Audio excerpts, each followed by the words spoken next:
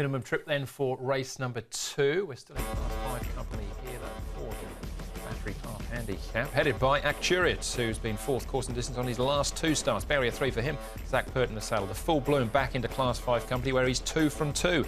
Ocean Roar's 1 from 1 in Class 5, and he's a 10-time course and distance winner as well. Laugh Out Loud gets £7 off courtesy of Victor Wong, drops from 14 to 1,000 metres. Toto's got a wide gate. Exponent's only won over the 1,400 metres at Shartin. First Butte gets the blinkers and the hood back on. And Joyful Forever was last first up on the all-weather. Vincent Ho will ride from barrier 4. Paddington has been up at Chung Fa from the end of October and just came back on the 19th of November. Well, the old boy Ocean Roar has showed a little bit of his natural speed again at his last start. He's come up with gate number 1, only been in this class on 1 occasion in the past. He was a winner, but he is a 10-year-old now. The main challenge is probably First Butte for speed, provided Ocean Roar steps well.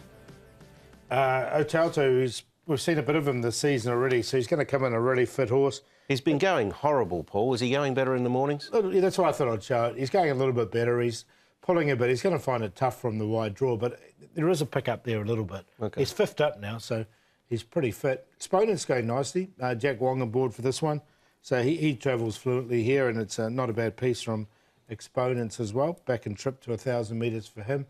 And First Butte, now, he's got early speed, this horse, but he hasn't got much stamina.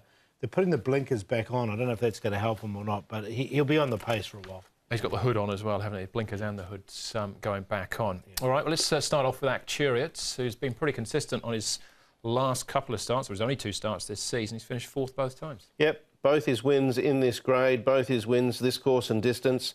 And here he just sort of got onto the back of Rachu, a little bit of a bumping duel there with a weakening First Butte, and he battled on okay. Dragon Dance, I don't think anything would have beaten him this night. The horse that ran second ran a really good race just to get where he did. I thought that was honest from Acturiot, and I expect him to run another honest race. I do too. Barrier number 3, it's not a strong race, and he'll be 3rd up as well. A lot of Paul O'Sullivans have taken a bit of time this season. Yeah. So I'll side with him. All right, that's Acturiot. What about Exponents? His solitary win came over the 1,400 metres at Shartin. This is 1,200 on the all-weather, but he'll be racing over 1,000 at the Valley. Yeah, I think the shortness of the trip's my little concern with Exponents. He is going okay. I just wonder whether he'll get run off a little bit, his legs in the early stages. Paul's always been a fan of the horse. Yeah, I have. But Happy Valley's not really his course, I think. He's had 3 goes there and done nothing. So over 1,000, I'm happy to let him go this start. Yeah, I'm going to let him go. I'm actually going to go with Show Mission. That was his first run on the all-weather. He's a much better horse at the Valley. Yep, a win. 3 starts he's had, of course, in distance for a win in 2 seconds as well. So Show Mission might be the one to take out of that. One more to have a look at, and that's Carry to Win. This is over the 1,000 metres. Yeah, and he has run well here when he ran second. Now, he's one of those you've got to hold on to your hats because he gets back and runs on. Yet to win here, but he's been pretty close on a few occasions, and it wasn't a bad run from him. Look at all the other horses here. You've got Acturiot, you've got First Butte, you've got Paddington weakening out. So a lot of these horses in this race that he'll take on, that was, of course, last season. Yeah. Had to go back that far to find a decent run from him, but he is capable. Yeah. All right.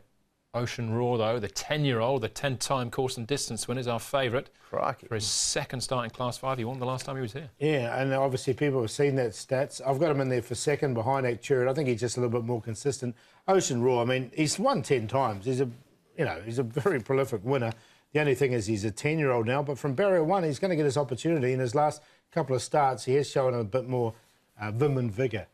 Carry to Win will get back. He'll be running on nicely, and I'll put Paddington in. He pops up occasionally, but he's getting down on the ratings now. He's had 17 starts. He's still a maiden here. So went 1, 3, 11 and 9. I've got nothing but admiration for Ocean Roar. He is a master, isn't he, really? Having start number 80, a 10-year-old who's won 10 races. I couldn't find a spot for him, though. Left the teddy on the shelf. Yeah, I've left the teddy on the shelf, Paul. I'm going to go with Show Mission back to the Valley. Acturiot Carry to Win.